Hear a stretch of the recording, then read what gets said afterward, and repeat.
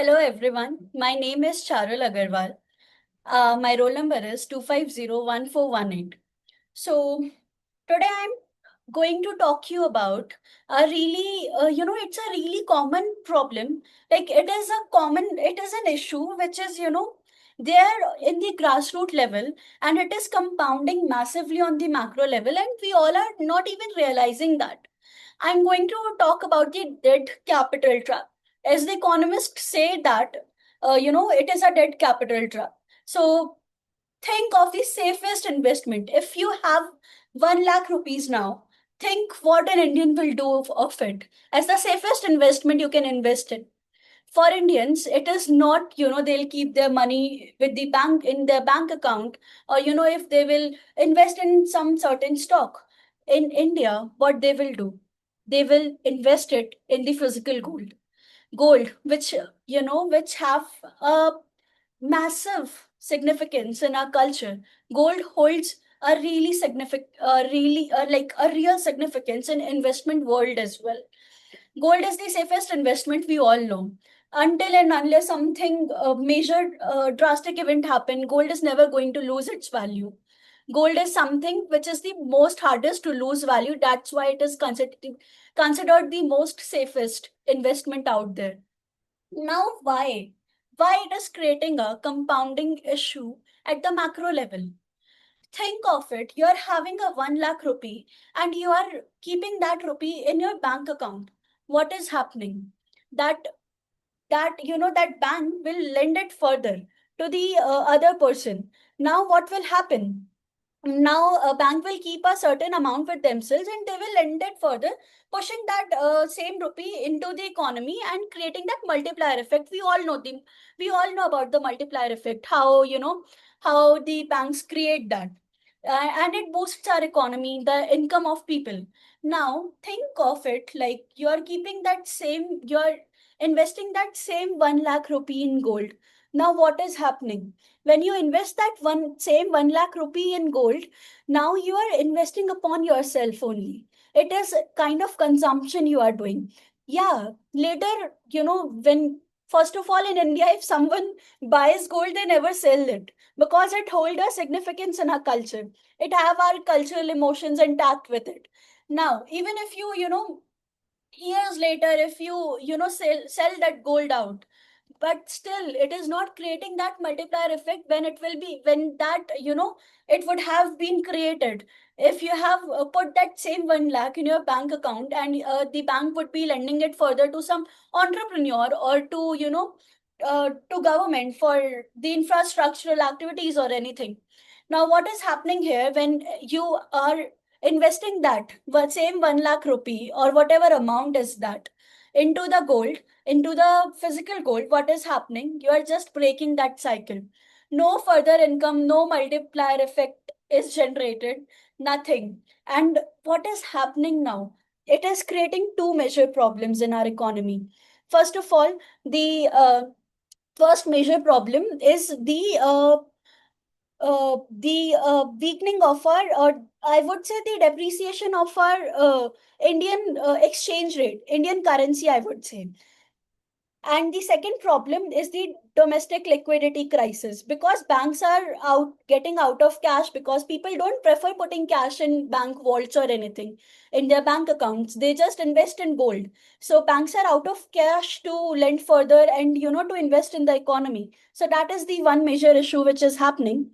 The another major issue which is happening is now we have so much demand for gold.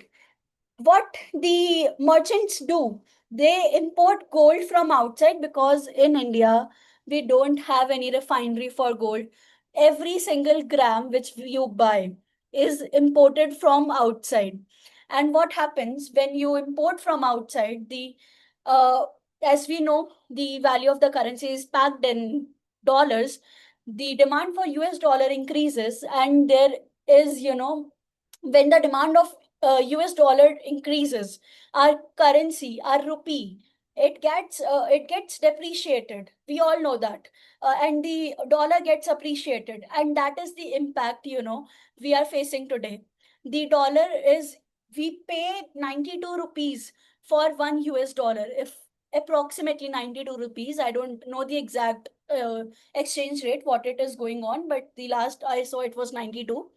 Now, what is happening over here?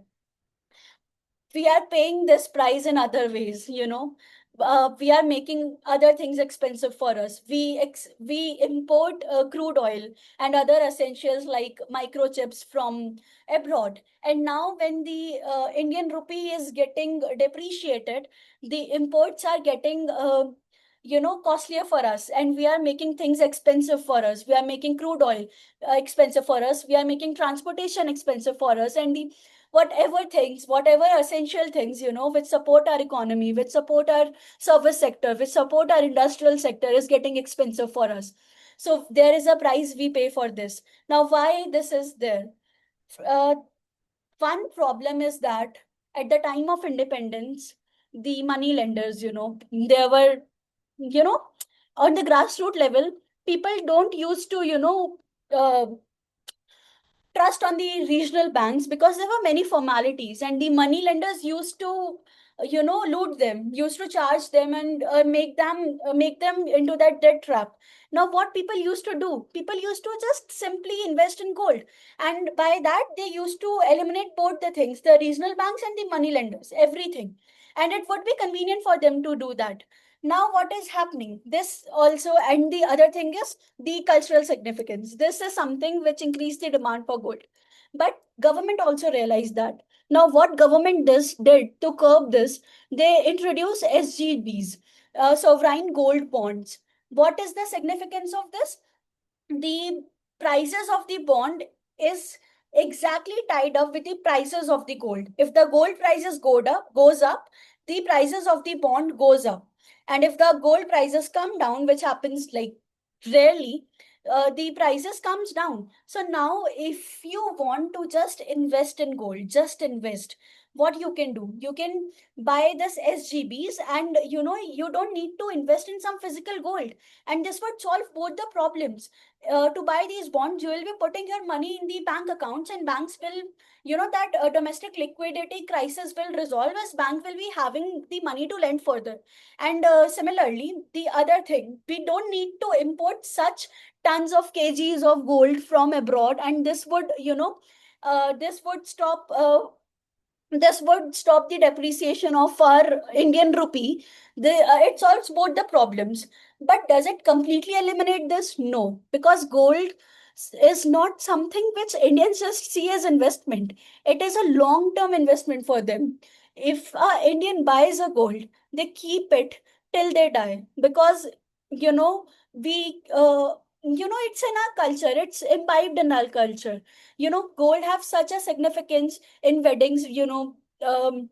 The fathers give gold to their daughters in weddings and other occasions as well. Other traditions are also there.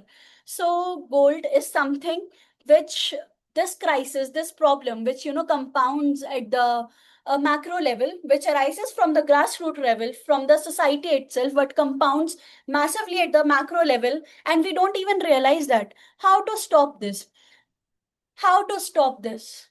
Just to by reducing the cultural significance of gold. People need to understand this thing, that if they are investing on gold, if they are making one thing really precious, they are paying a price for it, by making other things expensive. So people need to stop, this people need to stop this. People need to understand and this thing, and need to wisely and maturely buy the gold, the physical gold, not to show off, not for that cultural status or anything. Just the minimal gold which they require, which they actually require. This thing also, if everyone takes this step, and if this things gets imbibed in our culture, if people start giving importance to other metals, to other things like silvers and diamonds or platinums as well, this problem could be solved, the dead capital trap. And this is the only solution which I think, and which the government also think. Thank you.